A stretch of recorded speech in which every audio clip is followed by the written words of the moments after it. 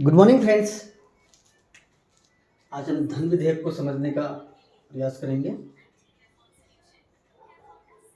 धन विधेयक फ्रेंड्स, संविधान के भाग 5 अनुच्छेद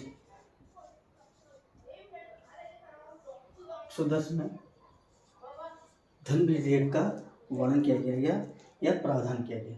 फ्रेंड्स, धन विधेयक सरकार द्वारा प्रस्तुत किया जाता है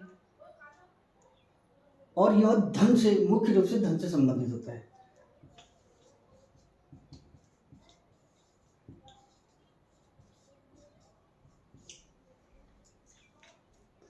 जब सरकार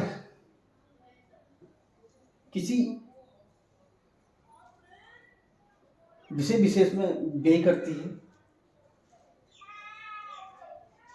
और किसी विशेष विषय के लिए या योजना के लिए धन का प्रावधान करती है, तो वह व्यय जो सरकार की आय है, आय यानी कि समस्त जो आय जो जमा होती है सरकार की, उसमें जमा होती है 266 अनुच्छेद के अनुसार जो प्रावधान किया गया है वह है संचित निधि का, कंसोलिडेटेड फंड का, संचित निधि का। फ्रेंड्स, इससे संबंधित तथ्यात्मक जानकारी धन विधेयक से संबंधित मैं आपको अगले वीडियो में दूंगा। बस यहाँ पे इस वीडियो में मेरा यही प्रयास है कि धन विधेयक क्या है, जो इसका कॉन्सेप्ट क्लियर हो जाए। ठीक है फ्रेंड्स, धन विधेयक वह विधेयक है फ्रेंड्स जिसके माध्यम से सरकार जो उसकी संचित निधि है, जिसमें सभी कर और विभिन्न प्रकार की आय जो इसमें जमा होती है संचित निधि में, एक के अनुसार 266 एक के अनुसार संचित निधि का प्रावधान होता है, जिसमें कर संबंधित आय और जो ब्याज देती है, लोन देती है सरकार राज्य सरकार को, उससे संबंधित जो भी आय प्राप्त होती है हमारी संचित निधि में जमा होती है।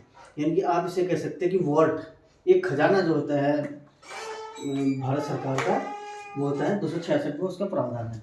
इसमें सभी आय सरकार की जमा की जाती है। ठीक है फ्रेंड्स, इसके अतिरिक्त एक और कोष होता है 266 जिसे कहते हैं आकस्मिक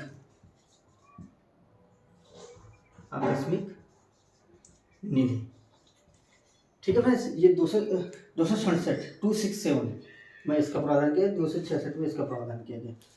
कंटीजेंसी फंड और कंसोलिडेट फंड, संचित निधि। तो सभी जो व्यय, अगर संचित निधि में कोई पैसा आ रहा है, संचित निधि हमारी बढ़ रही है या घटेगी कब, जब हम उससे कोई व्यय करेंगे, उस पर कोई व्यय भारित करेंगे या उसमें प्रावधान करेंगे कि ये व्यय हमारी संचित निधि से किए जाएंगे, तो हमारा जो भारत सरकार के धन है, यानी कि जो उनकी इनकम है, यानी कि जो उसका फंड है, वो प्रभावित होगा। ठीक है, तो इस अनुच्छेद 110 में ए से लेके एफ तक, अनुच्छेद 110 ए के ए से लेके एफ तक बिंदु दिए गए हैं कुछ। उन बिंदुओं में या तो सरकार की आय बढ़ती है या घटती है, यानी कि संचित निधि का या तो उससे संचित निधि बढ़ जाती है या तो घट जाती है। ये सामान्य भाषा में मैं इसलिए समझा रहा हूँ कि आप इस कॉन्सेप्ट को समझ जाए। इसके बाद इसके अन्य जैसे संबंधित परीक्षा उपयोगी तथ्य मैं आपको अगले वीडियो में प्रेजेंट करूँगा। ठीक है फ्रेंड्स, तो जैसे कर लगाना, कर को परिवर्तित करना, जैसे जीएसटी लगाना या जो हमारे सर्विस टैक्स है उसको जीएसटी में परिवर्तित करना, और कर की मात्रा को बढ़ाना घटाना, क्योंकि वो सभी कर कहाँ जा रहे हैं, संचित निधि में, हमारे कोष में, हमारे वॉल्ट में जा रहे हैं गवर्नमेंट के।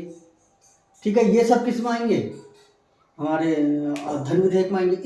इस प्रकार के जो भी विधेयक आएंगे, इनसे संबंधित विधेयक वो धन विधेयक कहलाएंगे। और धन विधेयक को राष्ट्रपति की पूर्व अनुमति से ही लोकसभा में प्रस्तुत किया जाएगा।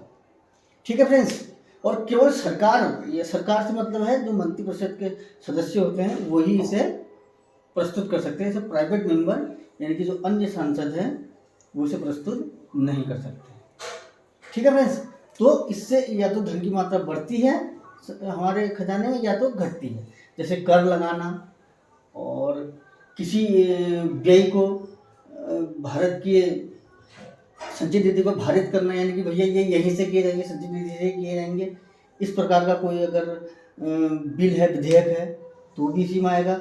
जैसे अगर कोई संचित निधि से किया जाना है, बिल किया जाता है नियमित रूप से, और उसमें वृद्धि हो रही है, कमी लाई जा रही है, तो वो भी किसमें आएगा, धन विधेयक। इस प्रकार का विधेयक भी धन विधेयक। जैसे राष्ट्रपति महोदय, माननीय राष्ट्रपति महोदय का जो प्रावधान है कि जो वेतन दिया जाएगा वो किससे दिया जाएगा, संचित निधि से जाएगा। अगर राष्ट्रपति महोदय के वेतन में कमी की जा रही है तो संचित निधि प्रभावित होगी, अगर वृद्धि की जा रही है तो संचित निधि प्रभावित की जा रही है। तो राष्ट्रपति महोदय के जो वेतन है उसको घटाने या बढ़ाने से संबंधित जो भी प्रावधान, जो इस प्रकार के जो प्रावधान किए जाएंगे वो धन विधेयक में आएंगे। ठीक है फ्रेंड्स।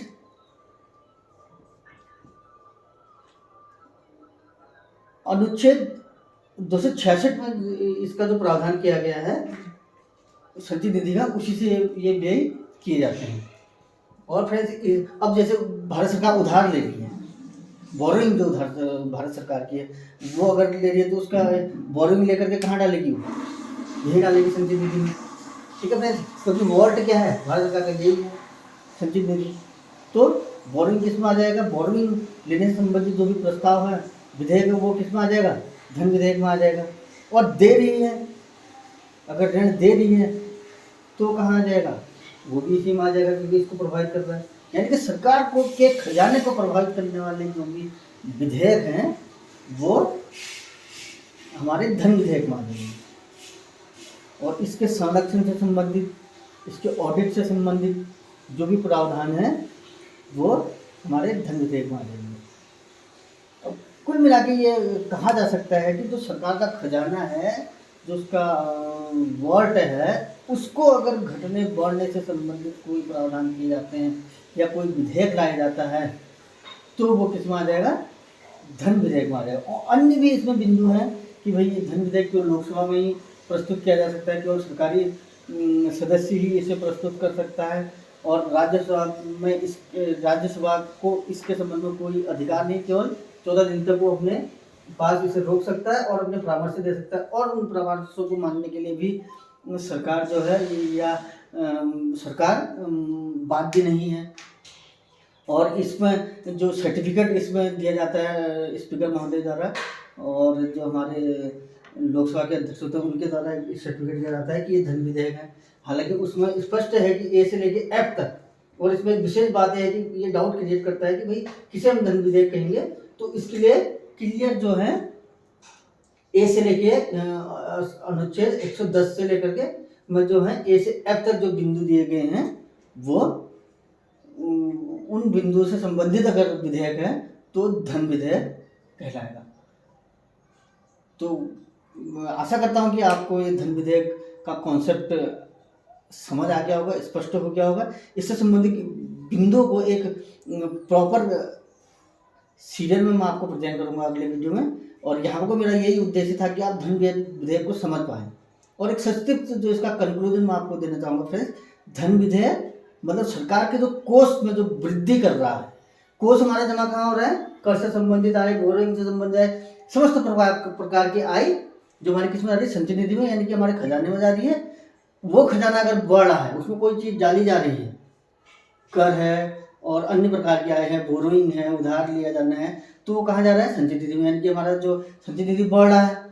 अगर इससे कोई प्रावधान किया जा रहा है कि भाई माना राष्ट्रपति महोदय या जो हमारे CAG हैं, कंप्ट्रोलर एंड ऑडिटर जनरल महोदय, उनका वेतन और अन्य कई महत्वपूर्ण पदों के वेतन यहाँ भारित किए गए, उनमें वृद्धि की जा रही है, कमी की जा रही है, तो भी हमारा जो राजकोष क्या है, घट या बढ़ रहा है। तो जो भी राजकोष को घटाने से या उसको वृद्धि करने से संबंधित जो भी विधेयक होगा वो क्या होगा, धन विधेयक होगा। तो फ्रेंड्स मेरे चैनल को आप बार बार देखिए और लाइक कीजिए, सब्सक्राइब कीजिए। Thank you very much friends.